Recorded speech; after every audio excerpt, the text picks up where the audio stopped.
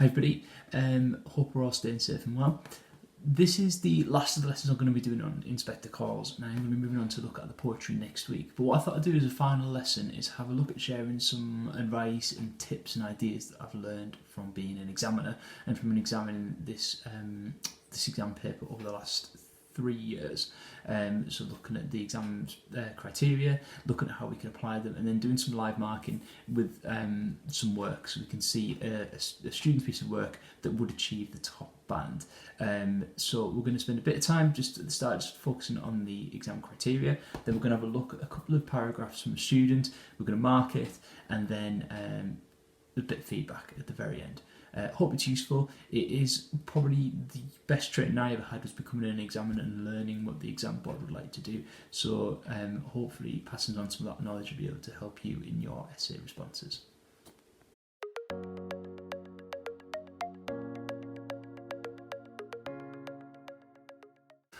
Okay, within the English Literature Mark Scheme there are 6 bands that a student can achieve into, the top of which is convincing, critical, analysis and exploration.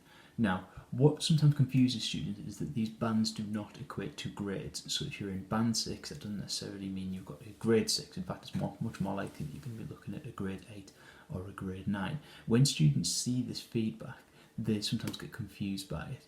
So what we need to understand is that the bands are not relative to grades, they are stepping stones on your way to achieving a mark, which then gives you your grade beyond that.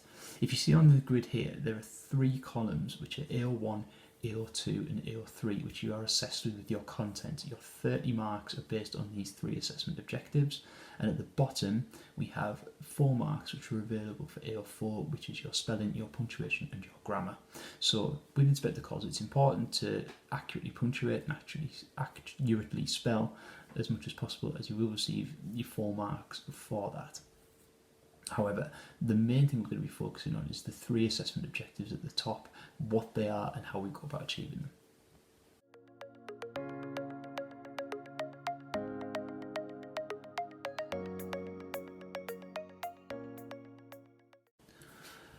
Okay, so when we come to examine a piece of work, what we're looking for is the first 3 assessment objectives, which you're going to see on the screen now.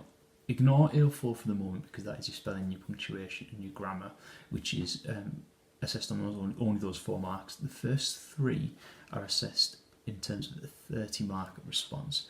So for AO1 we have to read and understand and respond to the text, maintaining a critical style and developing an informed response, using textual references including quotations to support and illustrate interpretations. AO2, analysing the language, form and structure used by a writer to create meaning and effect using the relevant subject terminology where appropriate. And AO3, show understanding of the relationship between text and the context in which they are written. Now, typically for an English mark scheme this is quite wordy and it doesn't really get to the point of what they're actually asking us to do. So to summarise, to put it into its most basic terms, AO1 is split into 2 parts. The first part of AO1 is basically what is going on. Tell me something about the text, which is why a lot of students will achieve AO1 even if they are telling the story, because that is what AO1 is. You are being able to tell us inferences and ideas from the text. The second part of AO1 is using textual references, so that is using quotations. Can you find me evidence from the text to support what you are saying? If you tell me that this character is behaving in a certain way, how do we know that? What evidence do you have? AO2 is analysing the form, language and structure used by the writer. So essentially it is the techniques used by a writer. Can you tell me that Priestley is using irony, or Priestley is using metaphor, Priestley is using interesting adjectives, Priestley is using stage directions, the techniques that a writer is choosing to use. AO3 is the context in which the text is written. This is the big ideas that we've been discussing in the video. What's Priestley's messages and what are his ideas that are being put across by the text, and how is that linked to the time he is writing and the time that he is writing about? Hopefully, by remembering these shorter summaries, these will bring together the ideas of the mark scheme quite simply, so that you'll be able to understand and know exactly what you are doing. Ultimately, you want to be making effective points about the text. You want to be giving evidence to support how you can do that. You want to be telling me the techniques that the writer is using, and you want to be able to link that to the time in which the writer is writing. Okay, so the next thing I thought we'd do is have a look at an example paragraph from a student and have a look at how we can apply these elements of the mark scheme to this example paragraph. So what we have, previously used the structure of the play to highlight how Sheila grows as a character as we see her transformation from a selfish, naive and typical upper-class girl to a mature, socially conscious woman. In the beginning of the play, Sheila refers to her mummy, making Sheila seem immature and childlike. Priestley uses Act 2 in the middle of the play as a Volta, where Sheila realises her responsibility, triggering her character growth, so at the end of the play, in Act 3, she now refers to her mother.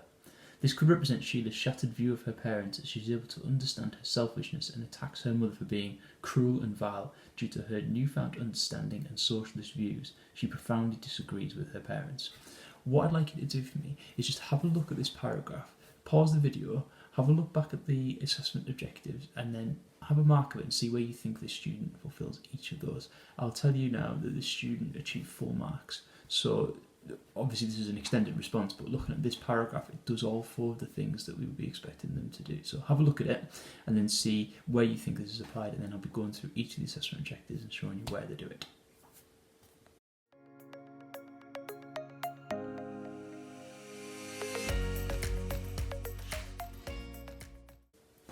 Okay, so here's our paragraph, but this time I've annotated it and colour-coded it in accordance with the assessment objectives that I think it's fitting into at each particular point. So this is nightmare for a colourblind person, but at the start, the blue, we have Priestley used the structure of the play to highlight how Sheila grows as a character, and we see her transformation from a selfish, naive and typical upper-class girl to a mature, socially conscious woman. This is a perfect example of AO1. The candidate is telling us what they understand about the text, and they're telling us a little bit about the character.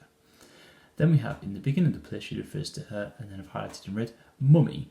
Further on in the text you'll see mother, and then cruel and vile. Obviously in quotation marks, these are the references to the text. So this would be partially AO1, the second part of it, the use of precise references from the text. By doing this, the candidate is demonstrating that they understand the use of evidence and they understand the need to use specific references from the text.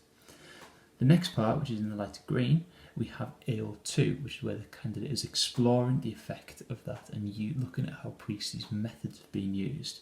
Talking about Act 2, talking about the fact that it's a Volta, talking about Sheila realising responsibility, triggering character growth, shattering a view of her parents. The final part, which is in purple, is the links to the context, AO3. So we have some newfound understanding of social views and profoundly disagreeing with her parents. There we see that the candidate has perfectly used all four of the assessment objectives, including the AO1 split into the points and references, and we have a candidate who has achieved all of the things on the mark scheme. We can see that they're well on the way to achieving the top band 6.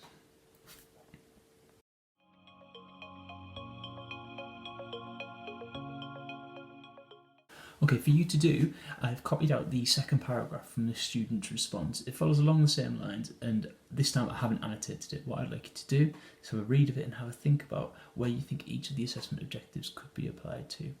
This is probably the most useful way of looking at other students' work and breaking it down into those 4 assessment objectives, AO1s part 1 and 2, AO2 and AO3, and having a look at how each student tries to apply that in its own way.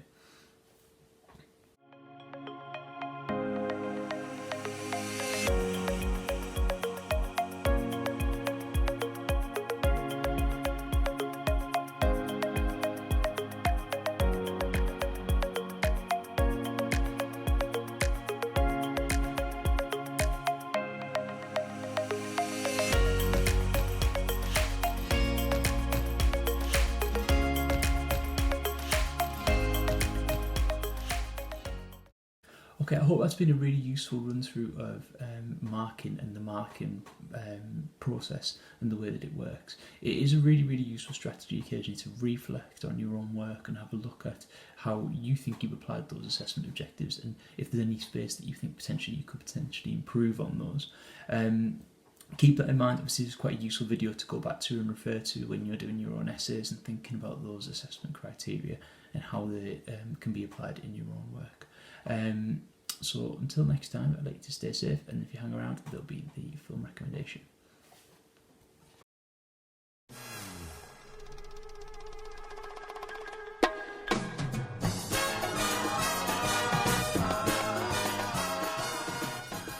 Okay, for my film recommendation today, I'm going to go for a comedy, a romantic comedy with zombies. I'm going to go for Shaun of the Dead. One of my favourite films growing up. It's got some fantastic ideas in it. Again, it's a film that benefits a rewatch when you know the subtleties of what's going on. Every time I watch this film, there's something new, something different. I think my favourite scene is Sean going to the shop, completely oblivious about the zombie apocalypse going on all around him, which is quite a fitting little thing to watch, with bearing in mind the current situation and all the empty streets. So until next time, I hope you stay safe. Next week we'll be looking at some poetry, so hopefully you stay tuned, and we'll be looking at each individual poem per lesson and trying to just get as much as we can done next week. So take care.